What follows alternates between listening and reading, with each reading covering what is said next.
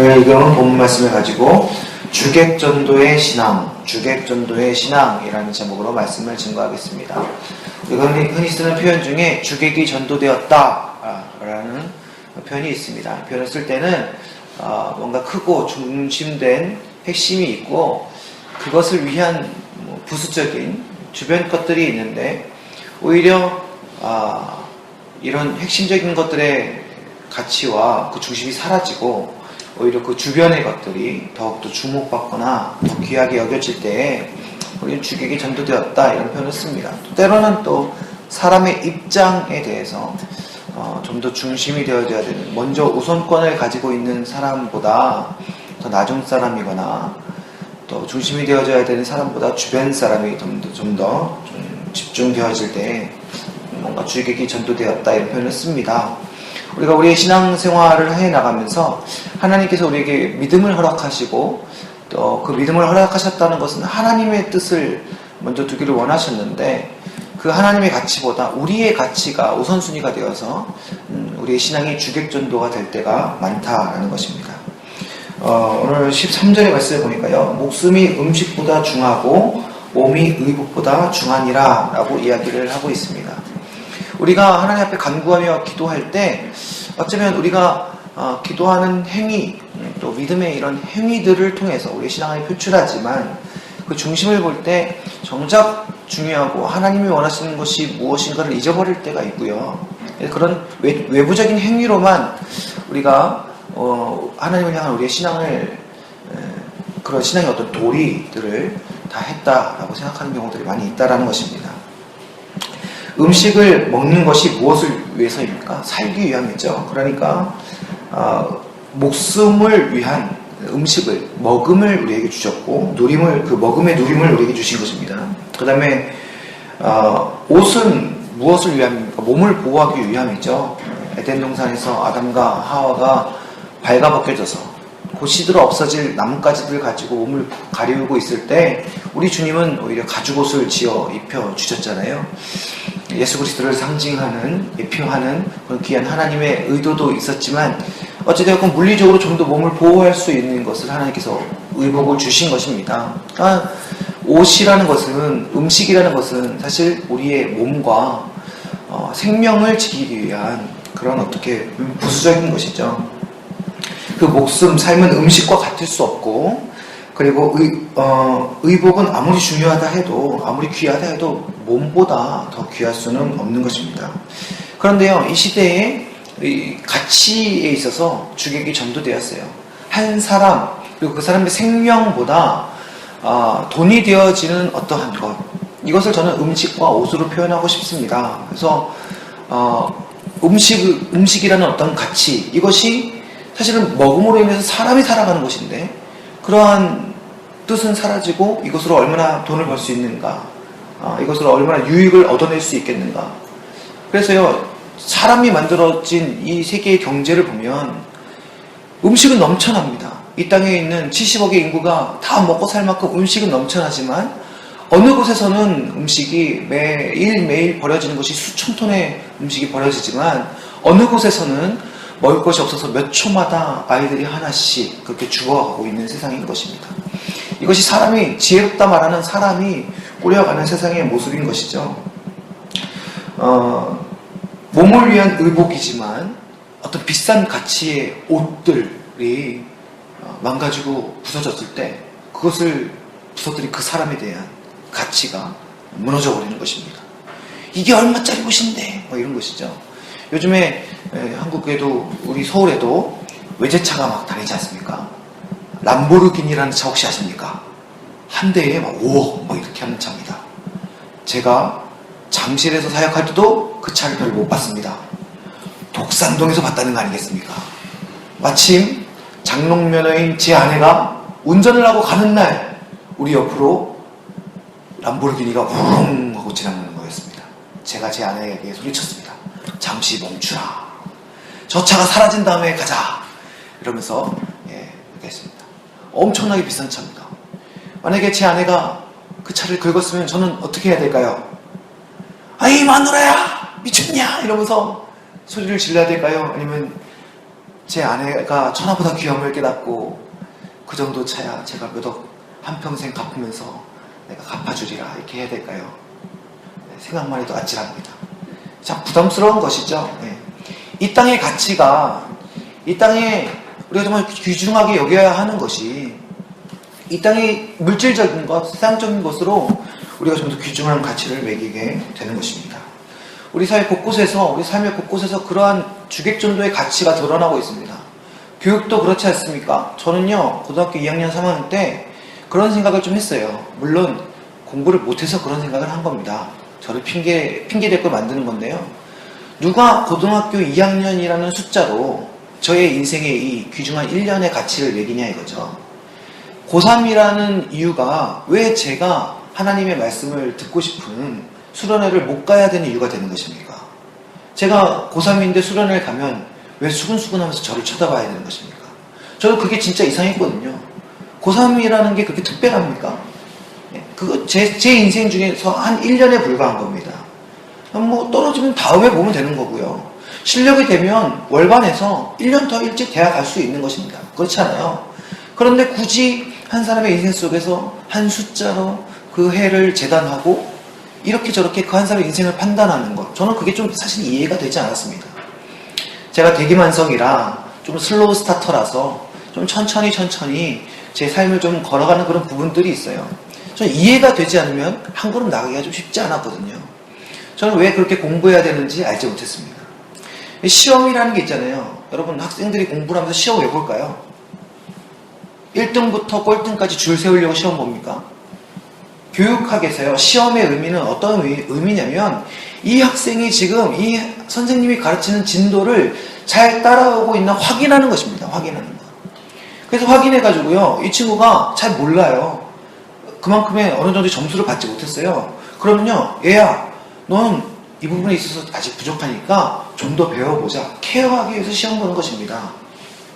어떤 친구는요, 합당한 점수를 받았어요. 너 잘 따라오고 있구나. 그래, 열심히 힘을 내자. 시험은요, 그거 판단하려고 하는 것입니다. 근데 오늘날 교육에 있어서 시험 뭡니까? 줄 세우기죠, 줄 세우기. 우리 아이들이 이 시험을 통해서 무엇을 배우고 있을까요? 내가 쟤를 짓밟아야, 내가 쟤를 이겨야 저 등수 올라갈 수 있다. 내가 이렇게 등수 올라가야 우리 부모님이 기뻐하신다. 내가 이렇게 등수 올라가야 내가 선생님한테 안 맞는다. 여러분, 교사들이요, 벌써 저도 종교교사지만 명지고등학교에서 제가 1년 학생들을 가르쳤습니다. 종교교사로, 교목으로 가르쳤는데 자연스럽게요, 성적 좋은 애들, 자연스럽게 성적 나쁜 애들, 물론 저는 이제 그때 이제 전도사로서 이제 목회자로서 아이들 상대하니까 오히려 공부 못하고 힘들어하는 아이들 더 다독거리고 챙겼지만 자연스럽게요, 등수 높은 애들을 보면요, 이 교사들도 자기도 모르게 움찔해지는 게 있어요. 이게 그렇지 않다. 우리의 의미는, 원래의 의미는 그렇지 않다. 아무리 생각을 해도요, 세상이 주는 무게가 있거든요. 이 타락한 세상이 주는 무게가 있습니다. 이게 바뀐 거거든요. 과연 그것이 우리 학생들을, 이 학생들이 정말 자기의 꿈을 찾고 자기의 삶을 찾고 그렇게 나아갈 수 있도록 삶을 인도해 주는 것이 될까요? 요즘 그래서 의식이 있는 부모들은 학교에 아이들을 보내지 않습니다. 그런 부모들이 있어요. 자존감이 무너지는 거예요. 이 아이를 좀 더 격려하고 좀 지켜봐주고 기회를 주고 해주면은 좀 더디지만 이해시켜주면 충분히 잘할 아이인데 그것이 안 되니까 오히려 어떤 부모님들은 이 아이들을 그냥 학교에 보내지 않습니다. 그래서 홈스쿨링이라는 걸 해요. 어떤 의식 있는 크리스찬 부모님들은요, 부모님들끼리 모여요. 비슷한 또래 아이들. 그래서 부모님들이 돌아가면서 그 아이들을 가르칩니다. 아이들 검정고시 보고요. 뭐 좋은 대학 들어가지 못할지 몰라도 이 아이들이 충분히 자기의 의견과 생각들을 발휘할 줄 알고 소통할 줄 아는 것입니다. 제가 요즘 아이들을 바라보면서 어떤 아이들이 정말 좋은 아이인가, 소신 있는 아이들이 정말 좋은 아이들인 것 같습니다. 어린아이지만 자기의 생각을 이야기할 수 있고 그냥 단순하게 그냥 땡깡 부리면서 이거 주세요 이게 아니라 왜 자기에게 이게 필요한지 설명하는 아이들이 있거든요. 제가 만났던 어떤 목사님의 아들은 초등학교 4학년인가 그랬는데요. 한 번은 어떻게 뭐 같이 목사님 가정과 놀러 갈 일이 있어가지고 제가 이 아이를 픽업해가지고 한 시간 정도 둘이서만 타고 가야 될 때가 있었습니다. 차를. 제가 운전하면서 가는데요. 제가 이 초등학교 4학년 아이와 대화를 하면서 가는데 너무 그 대화가 재밌는 거예요. 아이라서 미숙한 부분이 있지만 자기 생각이 있는 거예요. 아버지가 목회하는 것에 대해서 자기의 목회관이 있고 성도님들에 대한 이 아이의 생각이 있고 자기가 초등부에서 예배를 드리면서 저 아이는 어떻고 초등부 전도사님은 어떻고 뭐 이렇게 막 얘기를 하는데요. 정말 이 아이가 큰 인물이 되겠다. 놀라운 것은 이 아이가 공부를 정말 못했습니다. 그럼에도 불구하고요. 걱정이 안 되더라고요. 걱정이 안 됩니다. 생각이 있고 이 아이는 뭔가 하겠다. 자기가 의식을 가지고 뭔가를 하겠다. 이런 생각이 있더라고요.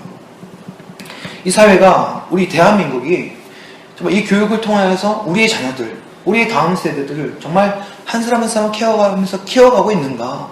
여러분 우리는 이 부분에 대한 반성이 필요합니다. 그런 부분에 어그러짐이 있고요. 정치와 경제, 수많은 부분들에서 그렇죠. 선거철이 다가옵니다. 많은 후보들이 공약을 내세우죠. 이러한 예산을 잡고 이러한 일을 하겠습니다. 글로 쓰는 일들은 너무나 잘하고 선거철이 되면 너무나 말로 우리들에게 많은 것들이 약속합니다. 그러나 정작 우리가 살아가면서 이 사람들이 우리가 뽑은 이 사람들이 우리가 소중한 한 표로 뽑은 이 사람들이 자기 자신들이 이야기했던 것들을 그대로 지켜내고 있는가. 이 사회가 우리를 위해서 베풀어준 그런 정책들이 정말 우리의 현실의 삶을 통해서 우리를 위한 정책임에도 불구하고 우리가 그것을 누리면서 정말 살아가고 있는가. 우리를 이끌어가는 위정자들의 우리를 향한 행복한 삶의 약속들이 정말 우리가 그것을 누리면서 살아가고 있는가. 여러분 정말 살펴봐야 되는 건 아니겠습니까? 얼마 전에 정말 가슴 아픈 일이 있었죠. 세모녀가 정말 생활고에 힘들어서 자살하는 사건이 있었습니다. 그 일들로 인해서 많은 외침들이 있었지만 정부에서 했던 이야기들 중에 어떤 이야기가 있으면 이 세모녀가 충분히 신청할 수 있는 제도가 있었다. 이 어려운 삶을 도움을 받을 수 있는 제도가 있었는데 그걸 신청하지 않았다. 이렇게 얘기를 했습니다. 근데 생각해 보십시오. 몰랐던 겁니다. 그러니까 알 수가 없는 거예요. 좋은 정책을 펼쳐주면 뭐합니까? 정말 어려움을 가지고 있는 사람들이 그것을 찾을 수 있는 힘이 없는 거예요. 얼마 전에 제 동생이 조금 아파가지고 좀 도움을 구할 것이 좀 필요했어요. 제가 목사임에도 불구하고 저도 상담을 많이 함에도 불구하고 제 동생이 아픔과 어려움에 대해서 도움을 구할 것을 쉽게 찾을 수가 없더라고요. 인터넷 검색하면 되지 않습니까? 그런 키워드로 제가 검색을 해도 쉽게 찾아가고 이런 과정들을 소개받을 수 있는 루트가 많지 않다는 것을 알게 됐습니다. 이게 쉽지 않구나. 이게 우리가 말로서는 위로하고 어디 병원에 가봐, 어느 곳을 찾아봐 이렇게 얘기는 쉽게 해주지만 막상 그것을 발걸음을 옮겨서 찾으려고 할 때 좀 어려운 상황들을 알게 됐어요. 그래서 제가 개인적으로 알고 있는 상담사분에게 전화를 드려서 그 과정들을 찾게 되고 좋은 곳을 또 이제 소개를 받았습니다. 개인적으로. 이게 정책적으로 좀 쉽지 않구나. 과연 그 대상들이 이걸 누려야 되는 그런 사람들이 실질적으로 그 말해진 약속되어진 것들을 잘 알고 있는가, 찾을 수 있는가. 여러분 이 부분에 대해서 우리가 생각을 해봐야 되겠습니다. 세상뿐만이 아니라 교회에서도 마찬가지죠. 교회도 이 주객이 전도되는 일들이 많습니다. 요즘 한국 교회에 대한 많은 어려움들을 이야기할 때 선교에 대한 비판들도 참 많아지고 있거든요. 많은 교회들이, 큰 교회들이 그런 일들을 많이 한다고 해요. 탄자니아에서 선교하고 있는 예전에 한국 국가대표 태권도 선수였던 박상현 선교사님이라는 분이 계십니다. 이 이야기를 하면서 지금 요즘 칼럼 쓰고 계시더라고요. 교회들이 현지의 사정을 모르고 교회 짓기 급급하다는 것입니다. 도움을 주신 건 너무 감사하지만 이 건물을 지어놓고 무슨 일을 하느냐, 와서 인증샷을 찍는 거예요. 우리 교회가 이런 선교를 했다. 선교사님과 또 그 교회를 선교사님 후원하는 그 담임 목사님과 뭐 장로님도 와가지고 사진을 딱 찍고 그 사진을 교회에다 걸어놓죠. 우리 교회가 이렇게 선교했습니다. 그러고요. 그 다음부터 지원이 없는 거예요. 그 다음부터 후원이 없는 것입니다. 사실 그 다음부터가 정말 중요하거든요. 더운 아프리카에 정말 너무 더운 곳에 시멘트로 벽돌로 교회를 지어놨습니다. 근데요. 너무너무 더운 거예요. 열이 빠지지 않으니까 너무너무 덥고 그래서 그 아프리카의 현지인들이 그곳에 들어오질 않는 거예요. 너무 더우니까. 오히려 그들의 집은 바람이 통풍이 잘 되고 오히려 이렇게 허술한 나무로 이렇게 지은 집이어가지고 오히려 교회를 그렇게 지었어야 되는데 큰 돈 들여서 교회 지어놓고 지금 무용지물인 상태가 되는 것입니다. 그러니까요, 겉으로만 드러나는 것들만 하게 되어지고 현실적으로 그곳에 정말 어떠한 도움을 줄 수 있는 것은 별로 생각하지 않는다. 그런 안타까움들을 이야기를 많이 하더라라는 것입니다. 진정성보다 보여지는 것, 이것이 어떻게 보면 주객이 전도된 것이죠. 그러한 사역들이 교회 안에서 많이 벌어지고 있고 이러한 부분들을 반성해야 된다라는 그런 칼럼들을 계속적으로 지금 연재를 하고 있습니다. 돈을 많이 책정하고 예산을 책정하면 우리가 우리 다음 세대들을 책임지는 것으로 끝나는 것입니까? 그렇지 않습니다. 정말 우리가 한 사람 한 사람 돌아보면서 생각할 수 있어야 되는 것이죠. 저는 이렇게 실천을 합니다. 그냥 아이 하나라도 옆을 지나갈 때 얼굴이라도 한번 쓰다듬어주고 가자. 이름이라도 한번 불러주고 가자. 손이라도 한번 만져주고 가자. 뭐 이름이라도 모르고 아무것도 모르면 아유 이쁘다 한마디라도 해주고 가자. 여러분, 우리가 이런 작은 마음으로 하나의 실천을 옮길 때에 하나님께서 그 한 사람의 중심을 보시고 그 작은 부름과 그 사랑의 표현이 그 한 아이에게 그 일생에 기억할 수 있는 평안한 은혜를 전달하게 되는 줄 믿습니다. 우리 중심이 무엇을 바라고 있는가? 하나님이 원하시는 정말 중요한 것, 한 영혼, 한 사람, 정말 그 영혼을 생각하는가? 아니면 우리가 외적인 것으로 우리 자신을 포장하고 거룩한 척, 하나님과 친밀한 척, 그렇게 우리가 살아가고 있지는 않나? 우리 자신을 돌아보기를 소망합니다. 하나님이 원하시는 것, 31절 말씀 우리 한번 다 같이 함께 읽어보겠습니다. 31절 같이 읽겠습니다. 시작. 다만 너희는 그의 나라를 구하라. 그리하면 이런 것들을 너희에게 더하시리라. 아멘. 우리에게 외적인 것들, 우리가 정말 한 영혼 사모하며 주 앞에 부르짖을 때 우리가 부족하고 연약하고 가난할지라도 주께서 도울 수 있는 것 우리에게 허락하여 주실 줄 믿습니다. 그 한 사람, 한 영혼, 주님의 마음 이루기 위해서 우리가 주님 앞에 울부짖을 때 주께서 우리의 필요한 것들 미리 준비하고 예비하시는 줄 믿습니다. 그리하면 이 모든 것을 더하신다. 주님의 신실한 약속 붙드시면서 오늘 하루를 살아가실 때 주님, 우리가 주님이 원하시는 것 그 중심을 먼저 깨달아 알아서 그것을 위해 우리 생명 다한 삶을 오늘 하루 살아가게 하옵소서. 그때 하나님께서 우리를 기뻐하시면서 채우시고 도우시는 역사 경험케 되어질 줄 믿습니다. 오늘 그렇게 우리를 도우시는 하나님 아버지의 은혜, 그러한 믿음의 간증들이 풍성하게 넘쳐나는 은혜의 삶이 되시기를 주님의 이름으로 간절히 축원합니다. 기도하겠습니다. 살아계신 아버지 하나님, 목숨이 음식보다 중하며 몸이 의복보다 중합니다. 그런데 우리가 우리의 현실을 살아가다 보면, 이 죄악된 세상을 살아가다 보면 때로는 목숨보다 중요한 음식을 보게 되고 몸보다 중요한 의복을 보게 됩니다. 주님, 외적인 것이 우리의 삶을 짓눌러서 아버지 하나님, 우리가 순간 주님의 마음을 잃어버리고 주님의 그 중심을 잃어버릴 때가 너무나도 많습니다. 주님, 그럴 때마다 우리의 심령을 깨우쳐 주셔서 아버지 하나님, 주님의 나라와 주님의 의를 구하는 하나님 아버지의 마음을 구하는 믿음의 은혜를 우리 가운데 허락하여 주시옵소서. 우리가 주님이 기뻐하시는 일을 따라 나아갈 때 연약한 우리를 강건케 하시고 부족한 우리를 채워주시며 가난한 우리를 부하게 하시는 이 모든 것을 더하시는 하나님의 은혜 깊이 체험할 수 있도록 주님 인도하여 주시옵소서. 오늘 그렇게 살아가는 우리의 삶을 통하여서 이 마지막 때 믿지 아니하는 수많은 자들에게 오늘도 살아계신 아버지 하나님을 증거하는 은혜의 삶이 될 수 있도록 오늘 우리와 동행하여 주시옵소서. 우리와 함께하여 주시죠. 믿사오며 우리의 구주이신 예수 그리스도의 이름으로 간절히 기도드립니다. 아멘.